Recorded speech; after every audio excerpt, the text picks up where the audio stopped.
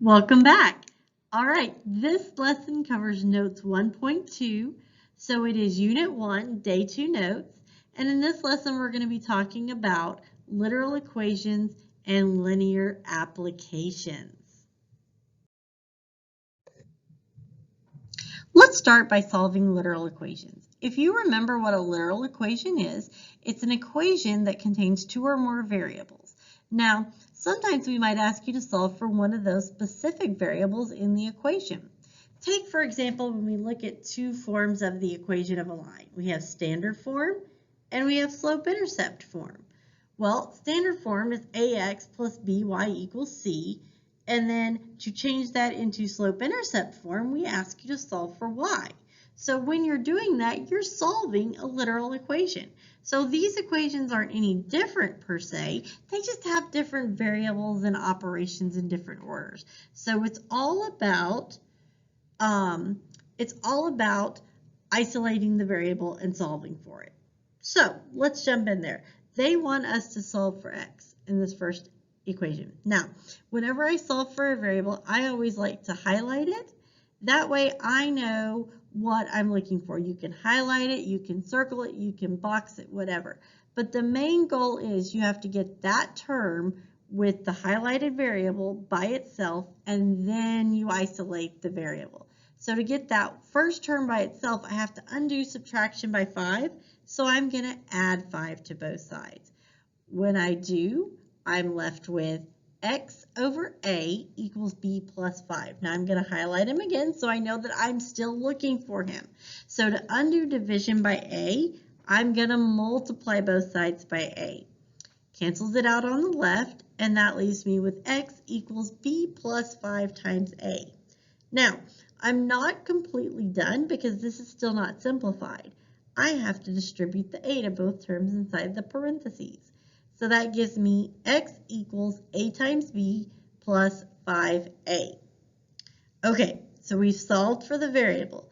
Now, if you look up here, we need to talk about the restrictions. So for right now, a restriction occurs whenever your denominator equals 0. If you don't have any denominators, you're not going to have any restrictions. But what you have to do is you have to go back and you have to look at all the places in your problem where you might have a denominator. So the only two denominators I have, luckily, are the same. So all I have to do is take that denominator and set it equal to 0. Now, sometimes you might have to solve for the specific variable, but in this case, since it's just a equals 0, we don't have to do that. We can just simply say, hey, a can't equal 0, because if a were 0, that would give me x over 0. My fraction would be undefined. It'd be ugly. So we just say, hey, a can't equal 0. Let's look at our next example. In the second example, they want us to solve for v. So I highlighted v. Now, I need to get the term containing that variable completely by itself. So I'm going to add 6t squared to both sides. That gives me h plus 6t squared equals v times t. Now I still need to get the v by itself, so I have to undo multiplication by t, which is division by t. Now you'll notice that I've divided both terms on the left by t. Instead of doing one big division, I divide each term by t, because look at what's going to happen right here. This is like t times t. So this t will cancel out that squared, because t squared is t times t, and we're dividing it by t. So one of those guys will drop out. So when that happens, I'm left with h over t plus 6t. So we have solved for v. Now we need to talk about variable restrictions. No denominator, but I have I apologize, actually marched through that. I have a denominator here. I have a denominator here, a denominator here, and a denominator there. Now luckily they're all t, so all I have to do is I have to set t equal to 0. And when I do that, well, there's nothing to solve for, so I simply say t can't be 0. Now, let's look at our last example. On our last example, again, they want us to solve for x, so I'm going to highlight an x anywhere I see it. And so that means I have to get all those terms with x's by themselves. So to undo that, I need to undo subtraction by 4. And so that gives me ax plus bx equals 16. Now I'm still looking for x, and look at that. By doing that, I can tell, hey, x appears in both terms, so I can factor out the x and get a plus b equals 16. Still solving for x, so now I have to go, okay, how do I undo multiplication by a plus b? And that's going to be a division by a plus b. Now it cancels it out on the left, and I'm left with x equals 16 divided by a plus b. But where it might get a little tricky is I see that I have these denominators here. I have a plus b, and then a plus b in my answer. So I have two variables that I have to talk about restrictions for. So I know that a plus b can't be 0. So the first time I'm going to solve for a. So that means a equals negative b. Well, a can't equal negative b because negative b plus b is 0. So now I've got to go back though, and I have got to do a plus b equals 0, and I'm going to solve for b. So I get that b equals negative a. Well, b can't be negative a because a plus negative a would equal 0. So in this case, I had two variable restrictions, and that's all there is to it.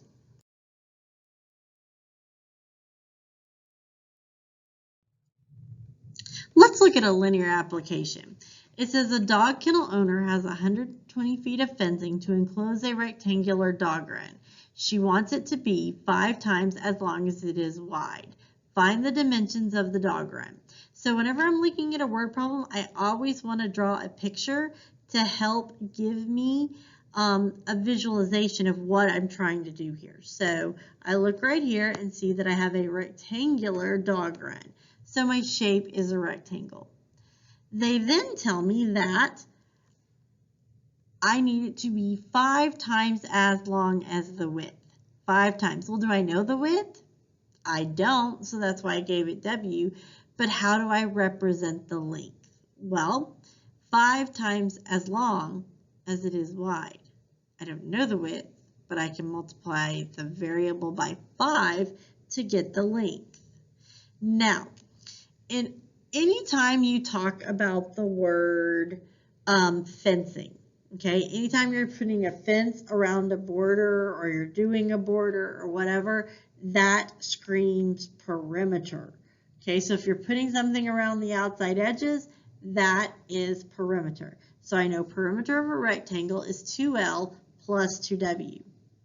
Now, do I know the perimeter? Well, not quite, but I know I have to utilize 120 feet of fencing. So I'm going to sub in 120 feet for perimeter, but I'm also going to sub in 5W for the length. So I'm going to sub all that information in right here. Now I need to look and go, well, I can simplify this right here. 2 times 5W is 10W. So 120 equals 10W plus 2W. But wait, if I have 10 W's and you give me 2 more, that means I have 12 W's. So 120 equals 12W. Now I have to solve for the width.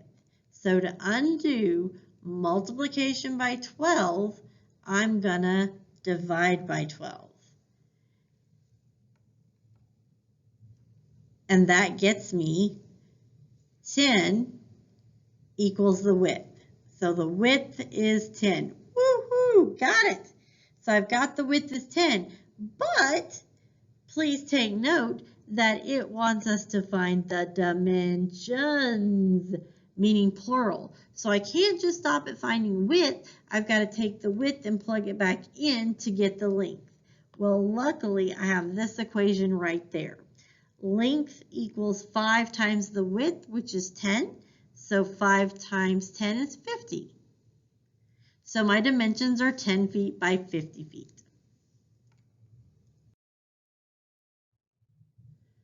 All right, let's look at another application. This one says the sides of the triangle are in the ratio of 3 to 4 to 5, so that seems important, and the perimeter is 36 inches.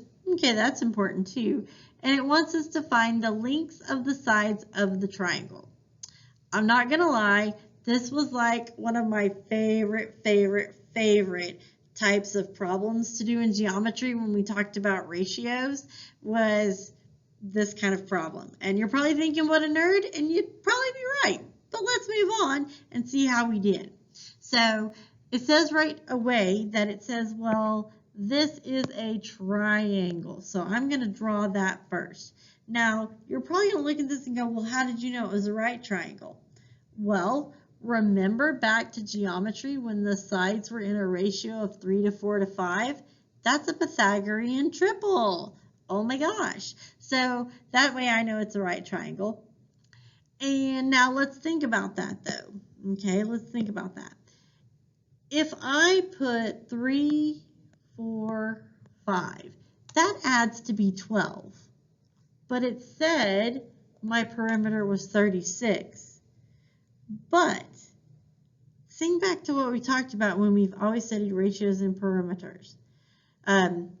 The ratio is always in the lowest possible form, meaning we have taken some unknown length and reduced each length by the same value. We've divided each term by the same value, but we don't know what we divided it by. So that's our unknown. Well, to unreduce it, instead of divide it, we're going to multiply it, right? So instead of saying 3, 5, and 4, we're going to say 3x, 4x, and 5x. Because if 3, 4, 5 is the reduced form of the ratio, to unreduce it, I'm going to multiply it by the same value, which I don't know, so that's why it's x. Okay, now I know that perimeter is 36, and if I add up all the sides, that's perimeter.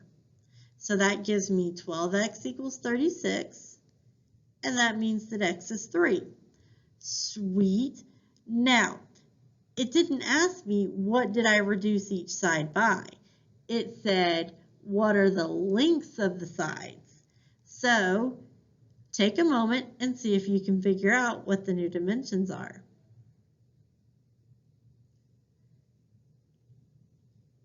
All right, I got 9, 12, and 15. Because what I did is I took this 3 that I reduced each one by, and I substituted it into each expression for the side length. And that's all you have to do.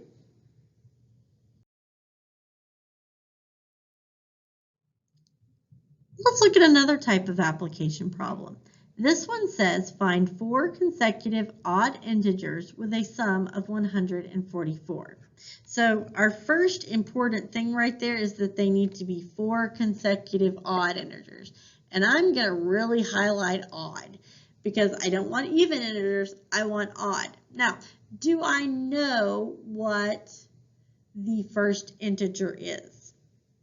No, because if I did, then it'd be easy. If I was like, oh, it's, 7, then I could go 7, 9, 11, 13, ta-da, I'm done. But I don't know it. So if I don't know something, I always give it an X. So how do we come up with the second, the third, the fourth integer? Let's talk about this. What do odd integers differ by? So like if I were to go from 1 to 3, what is that a difference of? 2. What if I went from 3 to 5? 2. What if I went from 5 to 7? 2. So odd integers differ by 2, just like even integers. 2 to 4 is 2. 4 to 6 is 2. 6 plus 2 is 8. So odds differ by 2, but also evens differ by 2. But the math will take care of itself. So to get to my second integer, I'm going to take the first integer and add by 2. I didn't add by 1 because then that would give me an odd, then an even. So to go from odd to odd, that's 2. Now, here, to go to the third integer, I'm going to take the second integer and I'm going to add 2. So that's going to give me 2 plus 2 is 4. All right.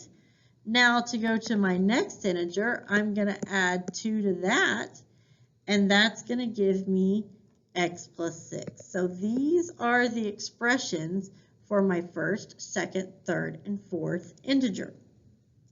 Now I'm going to add them together because remember, sum means to add. It means to add. So these are going to equal, when I add them together, 144. All right, now you pause the video and see if you can solve it by yourself now. Welcome back. So one quick thing I will tell you is how I solved this is I said, okay, I have x, x, x, x. So that's going to be 4x. And then I had 2, 4, that's 6, plus another 6 is 12, and then that equals 144. And then I just solved it from there. Now, when I solved it, I got x is 33. So that gives me the first one. So that would be 33, then 35, 37, and 39. That's how I came up with my answer. And you know what? You could check it to see if you got it right. Add those up, and if they equal 144, you know you've done it correctly. Okay, last problem. This one says a candle is 6 inches tall after burning for an hour. After 3 hours, it is 5 inches tall. Identify the independent and dependent variable and write a linear equation to model this situation. So the first thing we need to do is identify our variables. So independent, anytime you have a problem that deals with time, time is always going to be the independent variable because you can't control time. You can't go back in time, you can't go forward in time, okay? Time's happening regardless of what's going on. And then, so what depends on time? Well, the height of my candle depends on time.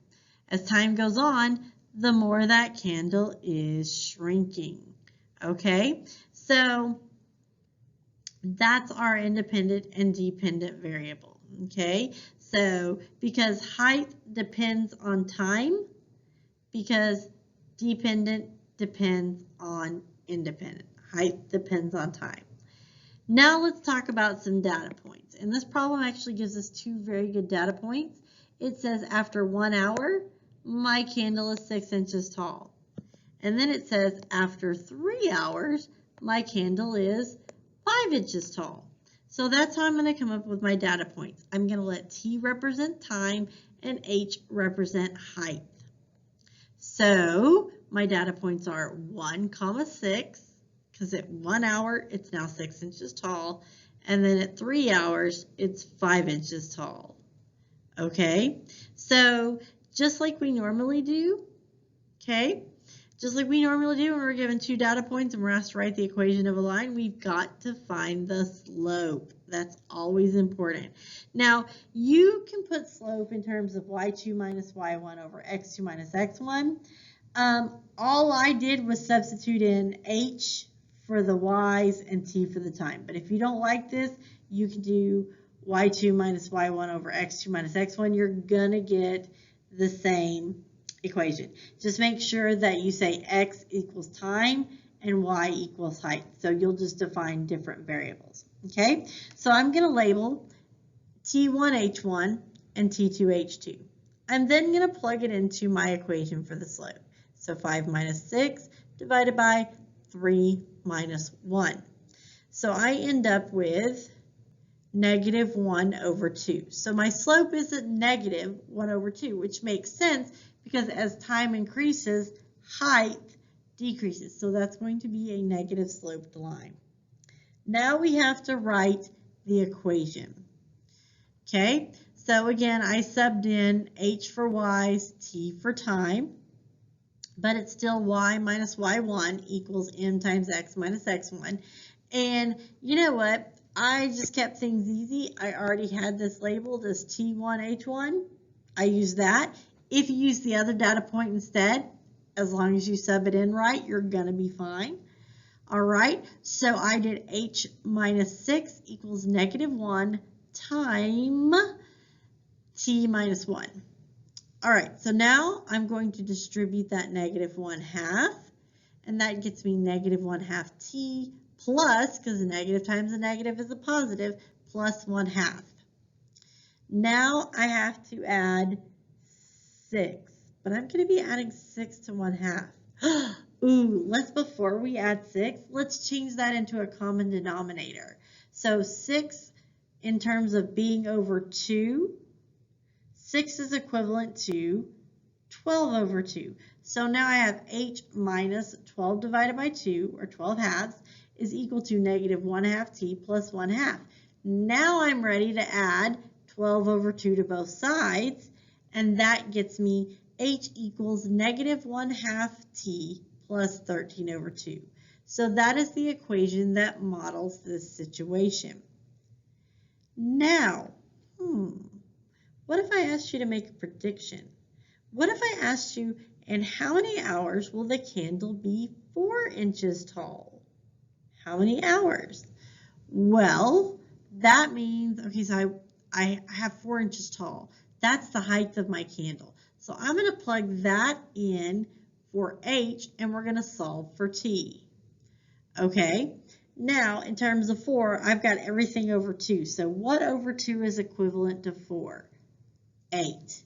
So I change that to be 8 over 2 equals negative 1/2 plus 13 halves.